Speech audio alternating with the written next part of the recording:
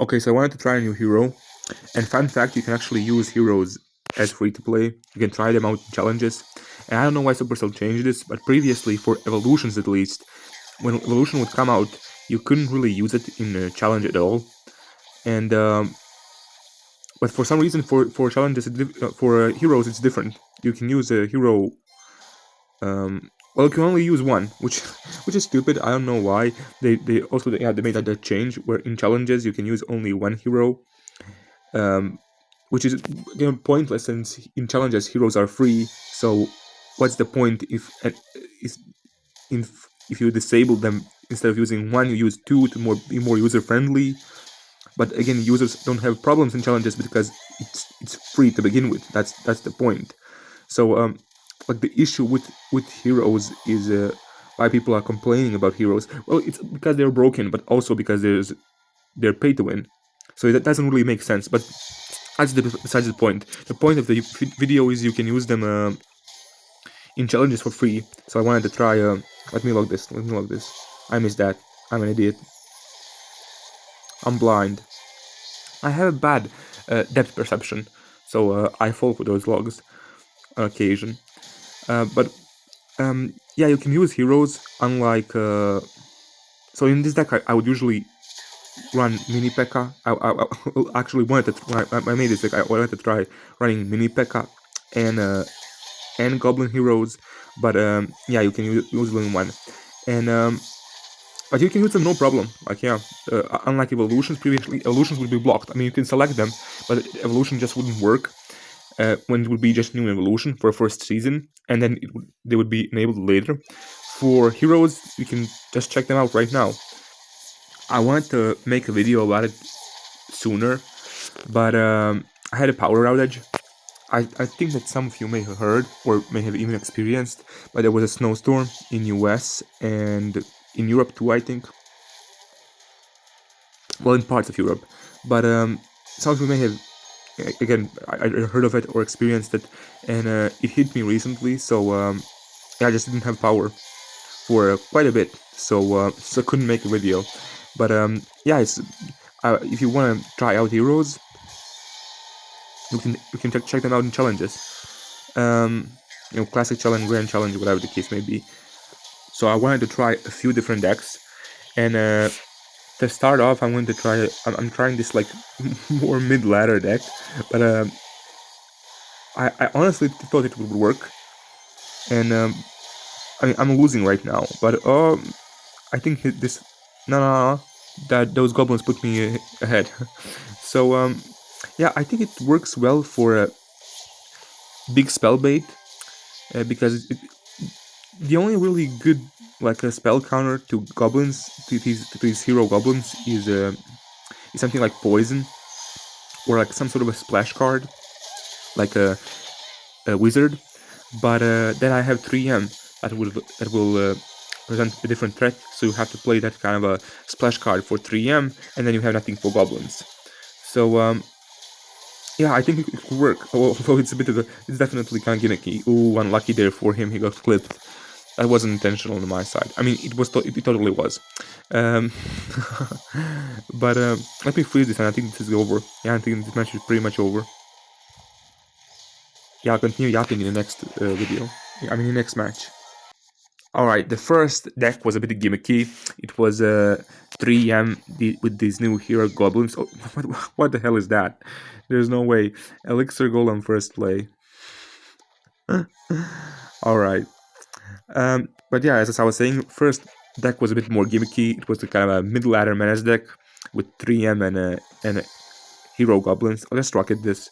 And 3M and heroic goblins. Oh, I might be actually in trouble a bit here, because I have no way to easily take out that E-Dragon. I don't think it will matter much, honestly. But this is actually a legit deck. Like I think that I'm just gonna play like a minor rocket. And I actually got this off of a letter. This is I think a top. I think it's #1 minor deck right now.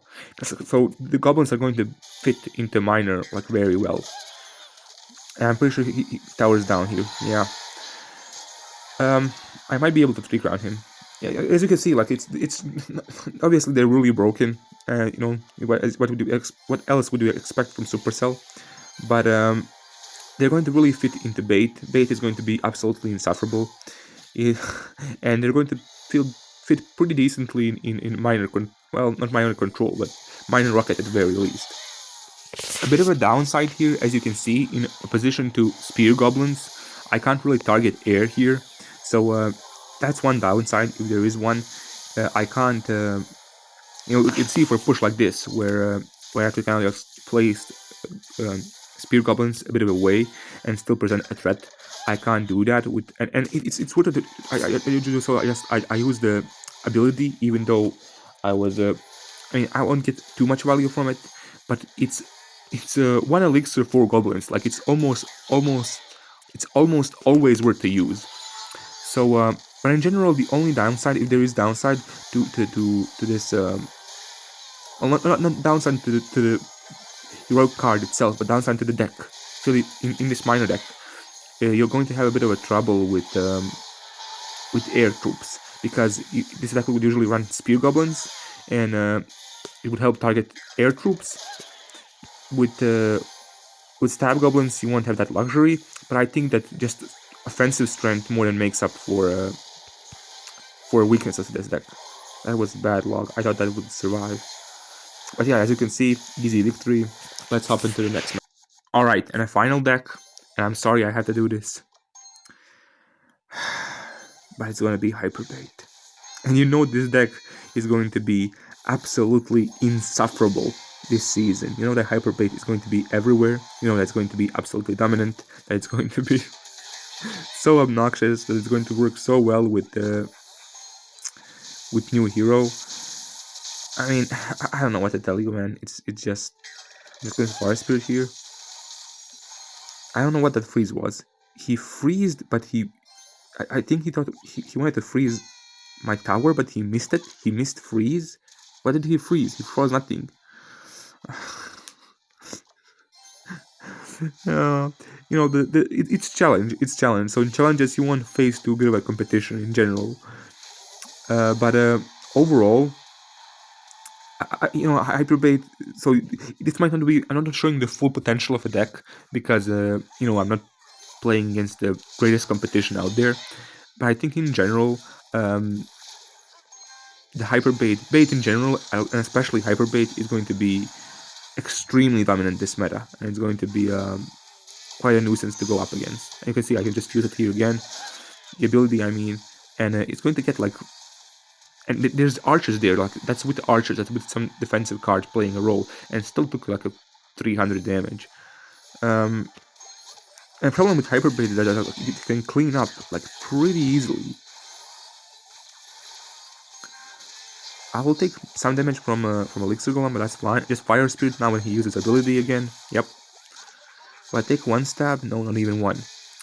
And yeah, I'm pretty sure he's cooked here. Well, no, I can use ability here, and I can take that tower. Maybe. No. That Barbarian is going to bail him out. But now I have Evos, so I might be able to take both of his towers, actually. I'm not sure what he does here. And he might have given up. Yeah, he's giving up. I mean, yeah, what else would you do? Hyperbait is so insufferable. Yeah, tell me what you think about the new hero, and I'll see you in the next video.